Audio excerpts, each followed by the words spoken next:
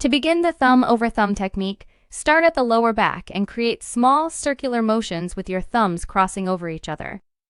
Gradually work your way up towards the shoulders while constantly pushing down with our thumbs. When pulling your arms back down, ensure continuous contact with the skin, so avoid lifting your hands off the back. This technique allows for significant pressure, so it's essential to regularly check with the recipient to ensure they are still comfortable with the intensity level. If you wish to increase the pressure, press more vertically with your thumbs. At Kneadwise, the thumb over thumb technique is one of our favorites for targeting the trapezius and neck muscles. The same principles used on the back apply here, but due to the smaller area, we focus on the same spot for a longer duration. Move slightly up and down, and remember to include the neck muscles, which tend to get tight due to over-excessive use.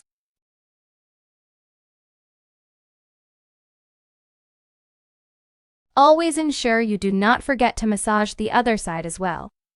Balancing your massage techniques on both sides promotes symmetry and overall relaxation.